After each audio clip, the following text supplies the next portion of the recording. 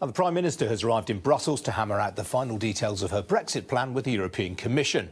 Earlier in the House of Commons, Theresa May warned MPs that they risked no Brexit at all if they voted against her draft agreement. Well, the think tank Initiative for Free Trade, which is led by the Conservative MEP Daniel Hannan, says the PM's plan will prevent Britain from striking new trade deals, such as with the Pacific nations of the Comprehensive and Progressive Agreement for Trans-Pacific Partnership, known as the CPTPP. I spoke to Mr Hannan earlier. The Pacific is the fastest growing region of the planet economically, and Britain has exceptionally close links to a number of the members of the Pacific Free Trade Pact: Australia, New Zealand, Canada, Singapore, and so on. We're able to become a member of the Trans-Pacific Partnership under every Brexit scenario except one. We can do it as members of EFTA. We could do it with a simple Canada-style free trade agreement. We could do it under Chequers. We can't do it if we stay in the EU's customs union. And it is extraordinary that Britain is therefore proposing to stay in the customs union while leaving the EU. Well, of course, Mrs May's idea of a customs union is only on a temporary basis until there's a more permanent solution to the Northern Ireland border issue. She's actually said she wants to join the CPTPP eventually herself. I don't think anyone in Brussels sees the backstop as temporary. I think that the almost universal belief here is that Britain will stay permanently inside the EU's trade and tariff arrangements. And it's important to explain quite how bad that is for us. It's not just that the customs union always clobbered us uniquely as the only member state that trades more outside the EU than with the other member states. It's not just that Brussels will control 100% of our trade policy with 0% input. All of those things are bad enough, but it's even worse than that.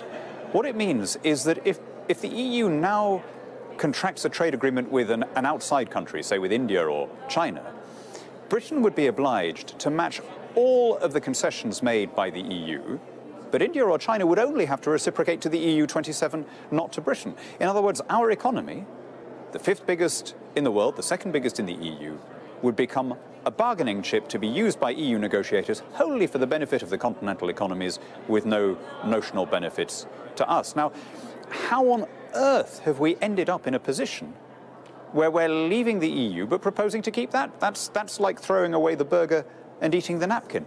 But it would be a problem because those WTO tariffs would kick in, and for supply chains for the automotive industry, for example, components crisscross the channel several times before arriving at their final destination. So there would be a cost to UK consumers, wouldn't there? Well, I don't see any scenario where Britain would impose tariffs on imports from the EU. Why on earth would we want to push up prices for British consumers? Why on earth would we want to make things more expensive for our small businesses and for people on low incomes, particularly struggling to buy things at the most efficient cost? Of course, the EU may not reciprocate. The EU may decide to put politics before economics, to treat the act of leaving as a hostile one and impose tariffs on the UK. That would chiefly hurt it rather than us. A country that imposes tariffs always does the most damage to itself, although it may do some incidental damage to the exporters of other places. There are 4 members of that trade bloc at the moment: Australia, New Zealand, Malaysia, Brunei, that haven't yet got free trade agreements with the EU. Were they to do so, would that obviate the benefits of joining the CPTPP from Britain's point of view? Well, I think we can go much further than the EU is going in its free trade agreements with other countries. But look, I want there to be global free trade. I mean, I don't think it is a bad thing for the EU to have free trade agreements with other countries. On the contrary, I want the EU to prosper. I want us to have rich neighbours next door, if only because rich neighbours make good customers. So I'm all in favour of maximum free trade. But I think we can do better.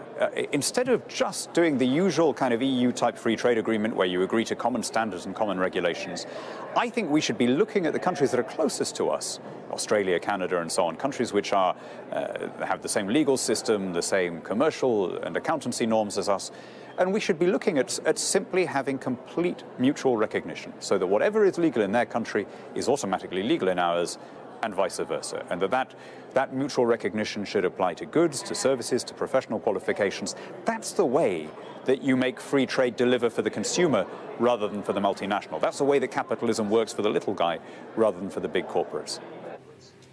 Staying with Brexit, the departure of Europe's biggest capital